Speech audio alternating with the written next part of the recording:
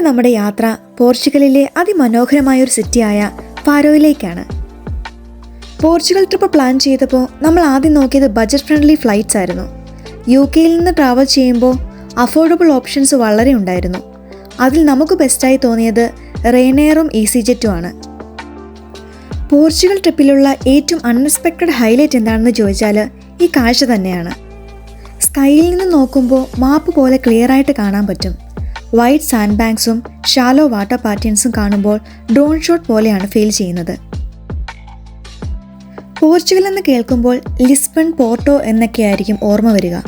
പക്ഷെ അൽഗാർവേ റീജിയനിലുള്ള ഈ ഫാരോ സിറ്റിയുടെ ചാം ഒന്ന് വേറെ തന്നെയാണ്.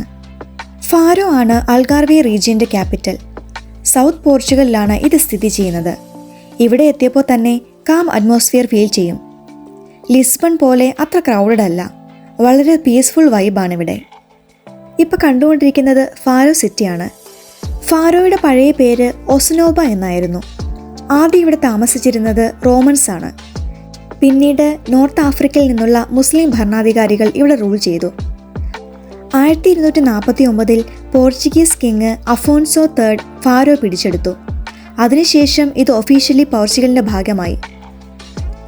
പോർച്ചുഗലിനും ഇന്ത്യക്കും ഇടയിൽ വളരെ ഡീപ്പായൊരു ചരിത്രബന്ധമുണ്ട്. 1498 വാസ്കോഡ് ഗാമ ഇന്ത്യയിലെത്തി.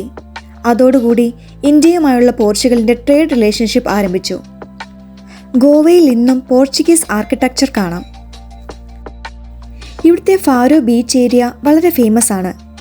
ബട്ട് സിറ്റി സെൻറ്ററിൽ നടക്കുമ്പോൾ നാരോ സ്ട്രീറ്റ്സും വൈറ്റ് ബിൽഡിങ്സും ചെറിയ കഫേസും കാം മറീന വ്യൂവും ഇതെല്ലാം ചേർന്ന് ഒരു റിലാക്സ്ഡ് യൂറോപ്യൻ വൈബ് തരുന്നുണ്ട്.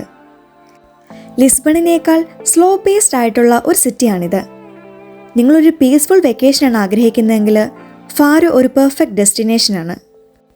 നമ്മൾ നിൽക്കുന്ന ഈ സ്ഥലത്തു നിന്നും ഫാരോ ബീച്ചിലേക്ക് ബോട്ട് സർവീസും അവൈലബിൾ ആണ്. സിറ്റി എക്സ്പ്ലോർ ചെയ്തതിന് ശേഷം നമ്മൾ പോയത് ഫാരോ കത്തീഡ്രലിലേക്കാണ്. ഓൾഡ് ടൗണിലാണ് ഇത് സ്ഥിതി ചെയ്യുന്നത്. കോബിൾഡ് സ്ട്രീറ്റ്സിലൂടെ നടക്കുമ്പോൾ തന്നെ ഒരു വിൻറ്റേജ് ഫീല് കിട്ടും. 13th സെഞ്ച്വറിയിൽ പണി ചെയ്ത കത്തീഡ്രലാണിത്. Gothic, Renaissance, Baroque style mix ചെയ്ത ആർക്കിടെക്ചറാണ്. 1596 ഇംഗ്ലീഷ് ഫോഴ്സസ് ആക്രമിച്ചപ്പോൾ ഇത് ഡാമേജായി. പിന്നീട് ഇത് റീബിൽഡ് ചെയ്യുകയായിരുന്നു. ബെൽ ടവറിലേക്ക് കയറാൻ ചെറിയൊരു ഫീ കൊടുക്കണം. പക്ഷെ മുകളിൽ കയറിയാൽ ഫാരോ സിറ്റിയുടെ മുഴുവൻ വ്യൂവും കാണാനായിട്ട് സാധിക്കും. അകത്ത് കടന്നാൽ പഴമയുടെ ശാന്തത അനുഭവിക്കാം. മരത്തിൽ കൊത്തിയ കലാസൃഷ്ടികളും സ്വർണ്ണ അലങ്കാരങ്ങളും അതിൻ്റെ ഭംഗി കൂട്ടുന്നു. കത്തീഡ്രലിൻ്റെ ബെൽ ടവറിൽ കയറുമ്പോൾ കാണുന്ന റിയ ഫർമോസയും ഫാരോ നഗരത്തിൻ്റെ ചുവന്ന കൂരകളും അത് മറക്കാനാവാത്ത കാഴ്ചകളാണ്. നഗരത്തിൻ്റെ ഇടവഴികളിലൂടെ സാവധാനം സഞ്ചരിക്കുന്ന ഒരു മനോഹര കാഴ്ചയാണ് ഈ ചെറിയ നീല ട്രെയിൻ. ട്രാക്കില്ല, പക്ഷെ ട്രെയിൻ പോലെ ഡിസൈൻ ചെയ്ത ടൂറിസ്റ്റ് റോഡ് ട്രെയിനാണിത്.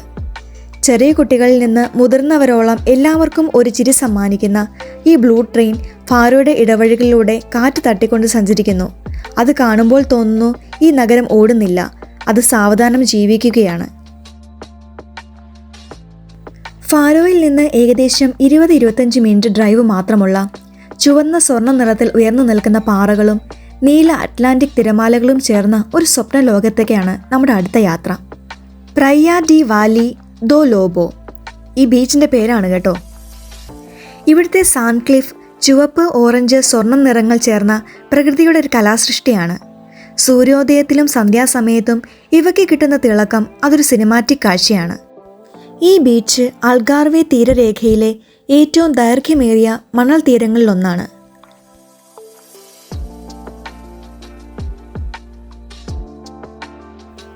ഈ ക്ലിഫ് ആയിരക്കണക്കിന് വർഷങ്ങളായി കാറ്റും തിരമാലകളും ചേർന്ന് രൂപപ്പെടുത്തിയ പ്രകൃതിയുടെ ശില്പങ്ങളാണ്.